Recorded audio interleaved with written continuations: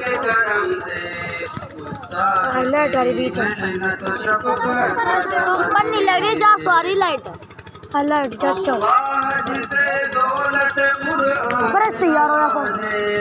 انسان کی اصلاح کا ایک ذریعہ بنا دے حسنین وہ ایک عہد کرے خود کو بتا دے کبھی بھی نہ گوا دے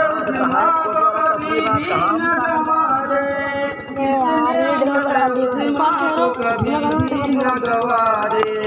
کیا عبد خدا رحمت باری کا یہ در ہے استاد تیری شفقت کا کمر ہے کیا تجھ کو میری عظمت اور اطاعت کی I am burning our video. کیا تجھ Just to dig right there.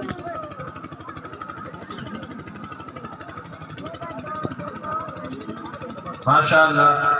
یہ تھے محمد مصطفیٰ جو ہمارے سامنے حافظ قرآن کی فضیلت پر منظوم کلام پیش کر رہے تھے.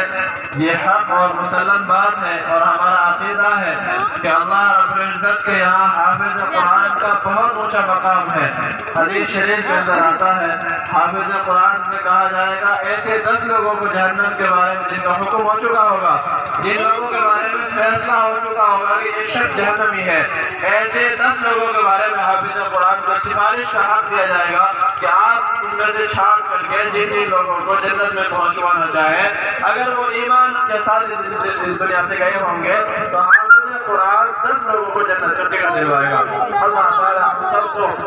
قرآن کریم کی خدمت کے لیے تعالیٰ نے آپ قبول فرمائے.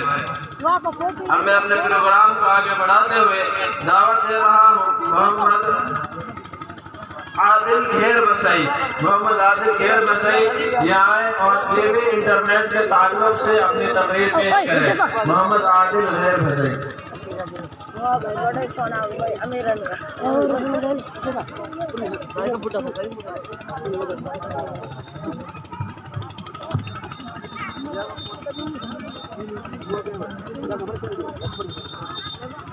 السلام علیکم ورحمۃ اللہ وبرکاتہ. الحمدللہ رب العالمین والصلاة والسلام على سيد الأنبياء والمرسلين محمد وآله وأصحابه أجمعين. أما بعد فأعوذ بالله من الشيطان الرجيم. بسم الله الرحمن الرحيم. قل فيهما إثم كبير ومنافع للناس وإثمهما أكبر من نفعهما. صدق الله العظيم. برادران اسلام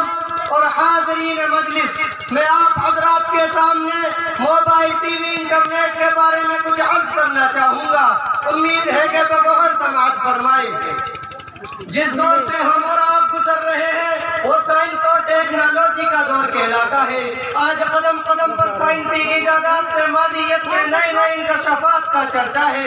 انسانیت کے دامن میں علم و دانش کی بھرپور تجلیہ ہے. اس نے عقل انسانی کی گروہ کو کھول دیا جس کا نتیجہ ہے کہ انسان ہوا کے دوش پر اڑ رہا ہے, فضاؤں میں اسٹیشن بنا رہا ہے, چاند پر کمندے ڈال رہا ہے, سورج کی شعاعوں کو گرفتار کر رہا ہے, زمین کے پوشیدہ خزانے کو نکال رہا ہے, سمندروں کا سینہ چیر رہا ہے. غرض یہ کہ سائنس اور ٹیکنالوجی نے ترقی کی جس کا تصور بھی نہیں کیا جا سکتا.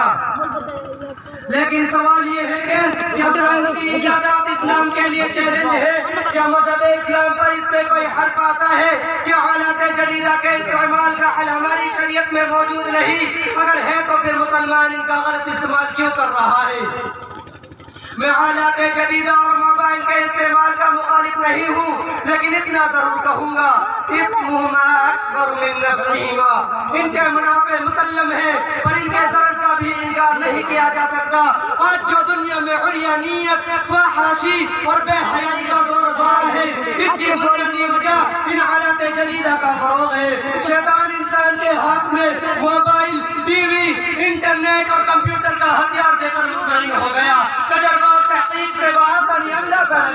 کرتا ہے کہ آج 70% سے زائد حاشیہ محض اس بنیاد پر رسوخ پذیر ہو رہی ہے کہ آج باقاعدہ ٹی وی پر عریانیت، فحاشی، بے حیائی اور بے پردگی کی تعلیم دی جا رہی ہے۔ موبائل انٹرنیٹ کے ذریعے ان کی تعلیم دی جاتی ہے۔ ان شیطانی آلات کے فروغ نے مکرم و محترم رشتوں کی آنکھوں سے شرم و حیا کا پانی نکال کر گڑھے میں ڈال دیا، بعزت گھرانوں کا معاشرتی وقار خاک میں ملا دیا، اچھے اچھے دینداروں کی شرافت داغدار ہو گئی، بلند و بالا اور تقویٰ کے ناروں میں دراریں پڑ گئی اور زندگی بھر کی نیک نامیوں پر گڈھا لگا دیا۔ مسلم معاشرے کا آپ جائزہ لیجئے، وہ معصوم بچے جن کو قرآن سننے سے وجد آتا تھا، جن کی زبان پر لا الہ الا اللہ کی صدائیں ہوتی تھی، جن کو تلاوت میں سکون ملتا تھا، جن کو مسجدوں میں راحت ملتی تھی، آج ان کو میوزک سے وجد آتا ہے، گانوں میں مزہ آتا ہے، موسیقی سے سکون ملتا ہے۔ چھوٹے چھوٹے بچے کانوں میں ایئر فون لگائے گانے سنتے اور جھومتے ہیں۔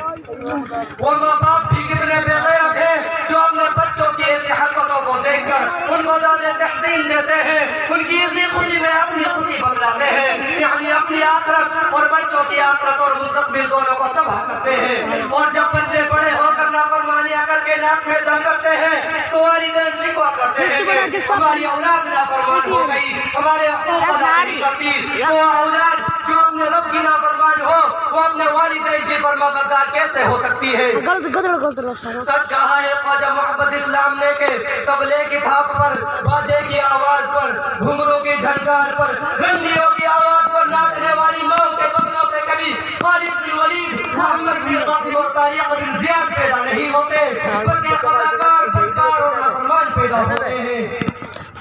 بزرگوں اور دوستوں، آج گلی گلی سڑک سڑک پر سنیما کے اڈے ہیں، حال اور ڈاکے ہمارے نوجوانوں کو تباہ کرنے کے لیے کافی تھے، لیکن دشمنان اسلام کے ارادے اس سے بھی خطرناک تھے۔ وہ چاہتے تھے کہ ہر گھر عریانیت و فحاشی کا مرکز بن جائے، رشتوں کے تقدس کی پامالی ہو، بے حیائی کا چرچا عام ہو جائے، نہ بھائی بہنوں کا احترام رہے، نہ بیٹی اور بیوی میں امتیاز رہے، نہ باپ بیٹی کا فرق رہے، اس لیے کہ انہوں نے موبائل ٹی وی انٹرنیٹ کا ایجاد کیا۔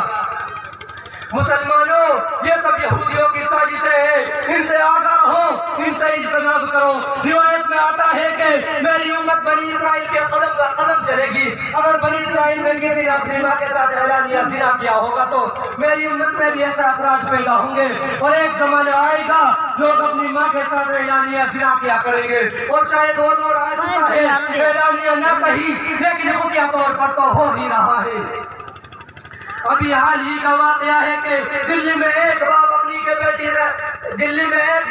بیٹی کے ساتھ 2 سال سے غلط کاریہ کر رہا تھا اور منہ کالا کر رہا تھا۔ جب لڑکی عاجز ہو گئی تو اس نے رات کو پاس کر دیا۔ یہ واقعہ اپنی زبان حال سے چیخ چیخ کر کہہ رہا ہے کہ مسلمانوں، اگر تم اپنی بہو بیٹیوں کی سلامتی چاہتے ہو، اگر تم اپنی ماں بہنوں کی ناموس کی حفاظت چاہتے ہو، اگر تم چاہتے ہو کہ تمہارے ہاتھ تمہاری ماں بہنوں کے گریبان تک نہ پہنچے تو اپنے گھروں سے ٹی وی کو نکال دو، ناچ گانے کو چھوڑ دو، فلم بینی کو چھوڑ دو۔ سامعین اکرام، موبائل ٹی وی انٹرنیٹ کے وجود نے انسان کو حقیقی خوشی سے دل کے چین کو چھین لیا، جسمانی تقاضوں کو پورا کیا، لیکن روح کو غرق کی حالت میں چھوڑ دیا۔ آج پوری دنیا چین و سکون کی تلاش میں سرگردہ ہے۔ وہ یہ سمجھتی ہے کہ برہنہ تصویروں میں اسے سکون مل جائے گا، ناچ گانے میں اسے سکون مل جائے گا، رقص و ڈانس کی محفل میں اسے سکون مل جائے گا، زنا کے پہلوں میں اسے سکون مل جائے گا۔ الا بذکر اللہ تطمئن القلوب۔ سنو سنو سنو، قرآن کہتا ہے جاؤ 5 اسٹار ہوٹلوں کے دھکے کھا لو، جاؤ مغرب کی گندی تہذیب کے طرح کپڑے اتار دو، جاؤ ان نوجوانوں کی طرح جانور بن جاؤ، جاؤ بازاروں میں زنا کرتے پھرو، اگر کہیں بھی تمہیں سکون مل جائے تو مجھے رب کے نہ چھوڑ دینا۔ الا بذکر اللہ تطمئن القلوب۔ اگر سکون کی تلاش ہے تو آؤ، خدا کے دامن میں سکون ملے گا۔ موبائل انٹرنیٹ اور دیگر آلات میں کبھی تمہیں سکون نہیں مل سکتا۔ یہ آلات تمہارے جسم کو بنا سکتے ہیں لیکن تمہاری روح کو کبھی زندہ نہیں کر سکتے۔ علامہ اقبال نے کیا ہی خوب نقشہ کھینچا ہے، ڈھونڈنے والا ستاروں کی گزرگاہوں کا، ڈھونڈنے والا ستاروں کی گزرگاہوں کا، اپنے اقرار کی دنیا میں سفر کر نہ سکا، اپنی حکمت و خم کے پیچ میں الجھا ایسا، اپنی قسمتوں غم کے پیچ میں الجھائے گا آج تک فیصلہ کرنا سکا جس نے سورج کی شعاعوں کو گرفتار کیا جس نے سورج کی شعاعوں کو گرفتار کیا زندگی کی سب تاریخ سفر کر نہ سکا وآخر دعوانا الحمدللہ رب العالمین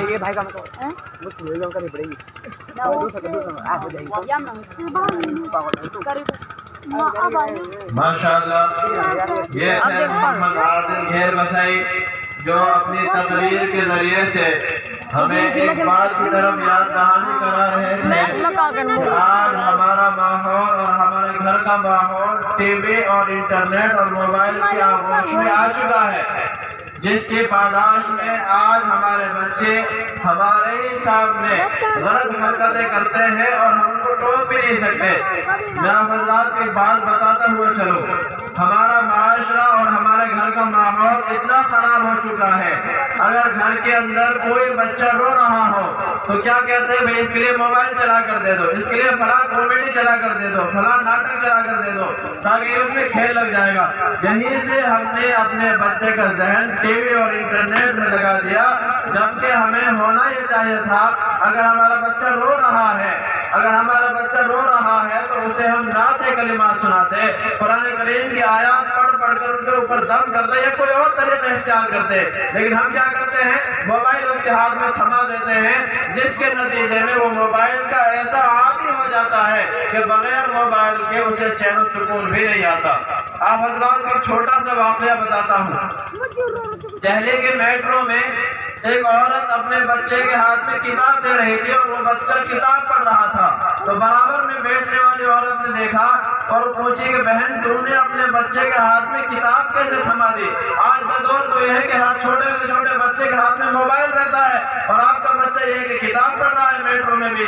تو اس عورت نے جواب دیا بچے پڑھتے نہیں ہیں بچے سیکھتے ہیں بچے ماں باپ کو دیکھ کر ہی سیکھتے ہیں اگر ماں باپ کتاب پڑھتے ہیں تو بچہ کتاب کی طرف سے ذہن جاتا ہے اگر ماں باپ موبائل پر مشغول ہے موبائل چلا رہے ہیں تو بچے کا ذہن بھی موبائل کی طرف ہی جائے گا ہم نے کبھی اپنے بچوں کے سامنے موبائل استعمال نہ کیا ہم نے اپنے بچوں کے سامنے ہمیشہ کتاب استعمال کی کتاب پڑھی ہے تو ہمارا بچہ سمجھتا ہے کہ ہماری کامیابی اسی کتاب میں ہے اگر ہم اپنے بچوں کے سامنے موبائل استعمال کرتے ہیں تو وہیں سے ہمارے بچوں کا ذہن بنتا ہے کہ کامیابی موبائل میں ہے اس لیے عزیزوں یہ بات دھیان اور توجہ سے اپنے کانوں میں بٹھا لو اپنے دل و دماغ میں بٹھا لو کہ اپنے بچوں کے سامنے خصوصاً چھوٹے بچوں کے سامنے موبائل بالکل بھی استعمال نہ کرے اللہ ہم سب کو صحیح سمجھ نصیب فرمائے عزیزان گرامی اب میں اپنے پروگرام کو آگے بڑھاتے ہوئے دعوت دے رہا ہوں محمد واسم بیرلا وہ آئیں اور اپنا مظلوم کلام پیش کریں پکڑے بات کس کو السلام علیکم ورحمۃ اللہ وبرکاتہ